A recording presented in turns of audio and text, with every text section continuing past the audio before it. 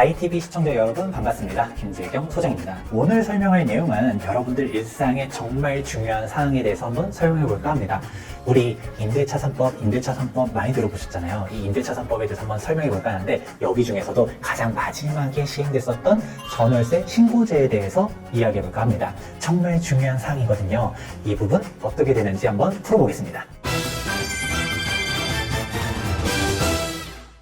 우선 기본적으로 임대차 신고제 적용 대상자가 누구인지를 알아보셔야 되잖아요. 전국이 다 해당되는 건 아니지만 일단 대부분은 적용이 돼요. 시, 군, 구 내에 있어야 되는 주택들은 모두 해당 사항이고요. 여기 내에서도 보증금이 6천만 원을 초과한다든가 월 차임이 30만 원을 초과한다라고 하면 전월세 신고제 적용 대상자입니다. 그러면 임대인 혹은 임차인 둘 중 한 명이 신고를 해야 되고요. 이 신고 의무를 지키지 않았다라고 하면 최대 100만 원의 과태료가 부과될 수가 있다는 부분에도 알아두실 필요가 있습니다. 그럼 이게 언제부터 시행됐느냐? 2021년도 6월 1일부터 시행됐거든요. 그런데 지금 뭐 과태료 나온다 이런 얘기 못 들어봤는데? 라고 하실 수 있어요. 네, 맞습니다. 1년간은 계도 기간이라 가지고 과태료를 부과하진 않고 있거든요. 하지만 2022년 6월 1일부터는 과태료가 부과될 수 있다 보니까 여러분들이 주의하실 필요가 있습니다. 그러면 이거 어떻게 신고해야 되지? 라고 하실 수 있을 거예요. 세입자가 계약을 했다라고 하면 동사무소 가서 전입신고랑 확정일자 받을 거잖아요.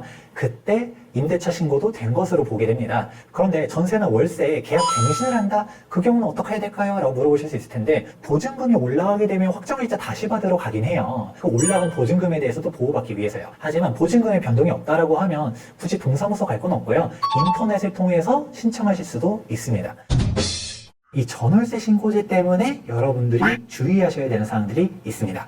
바로 무엇이냐? 임대소득의 양성화라고 할 수 있는데요. 정부에서는 이 임대차 신고제 자체가 과세 자료로 쓰이는 것은 아니다 라고 말하고는 있어요. 하지만 2018년도 9.13 부동산 대책에서 주택 임대차 정보 시스템 RHMS를 구축하겠다고 했거든요. 이게 무엇이냐? 국토부라든지 행안부라든지 국세청이라든지 막 부동산 임대차에 대한 정보들이 다 나눠져 있잖아요.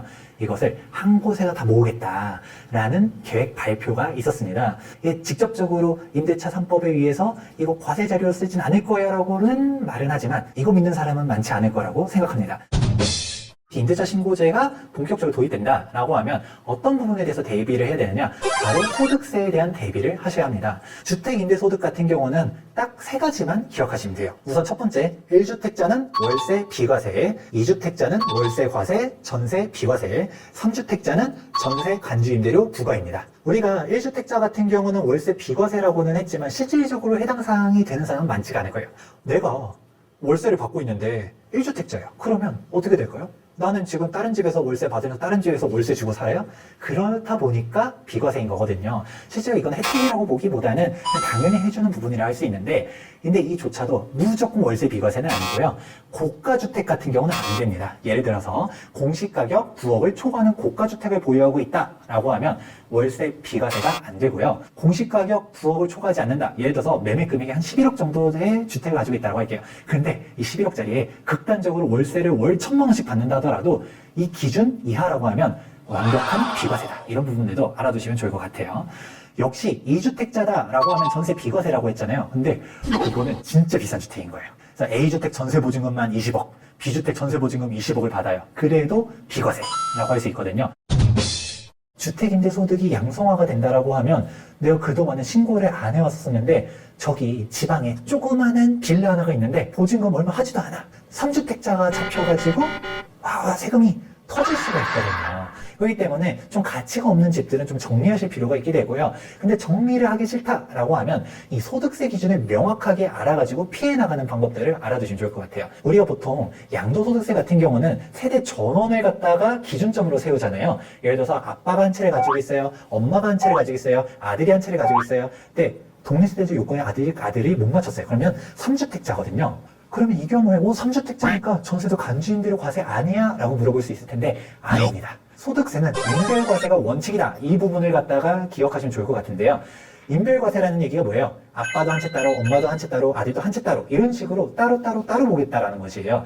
그런데 인별과세지만 단 부부는 함께 봅니다. 그러면 아빠가 한 채, 엄마가 한 채, 아들이 한 채예요. 한 채는 가족들이 살고 있어요. 그리고 엄마가 가지고 있는 한 채는 전세를 놨습니다. 그럼 제가 아까 뭐라고 했었죠? 2주택자는 전세 비과세라고 했지 않았습니까? 그렇기 때문에 이 비주택의 전세를 얼마를 주던 간에 임대소득이 과세되지 않는다. 그리고 아들이 가지고 있는 C주택은 월세를 받는다 하더라도 제가 1주택자는 월세 비과세라고 했죠. 그럼 고가주택이 아닌 이상 월세를 아무리 많이 받는다 하더라도 세금이 부과가 되지 않는다는 사실을 알아두시는 게 정말 중요한 핵심 팁입니다.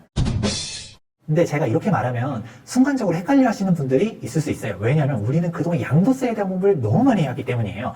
아빠가 한 채, 엄마가 한 채, 아들이 한 채라고 하면 아들이 만 30세, 소득, 혼인, 셋 중 하나를 충족하고 별도의 독립 주거 공간을 갖추지 않았다라고 하면 세대 합가거든요. 그러니까 이거 3주택자 아니야? 맨날 이런 것만 공부하다가 지금 제가 말한 부분들은 설령 세대 원이라 하더라도 그리고 극단적으로 미성년자라 하더라도 상관이 없다라는 부분들을 명심해 두시면 좋을 것 같습니다. 여러분들이 그동안은 소득세에 대해서 디테일을 알아보시지 않았을 거예요. 왜냐하면 이게 쟁점이 되지 않았었거든요. 하지만 이제 앞으로는 과세에 대한 부분들, 주택 임대소득에 대한 부분들도 쟁점이 떠오를 수 있기 때문에 여러분들이 그냥 막연한 다주택자가 아니라 세금 세팅을 한 다주택자가 되자라는 부분 명심해 주시기 바랍니다.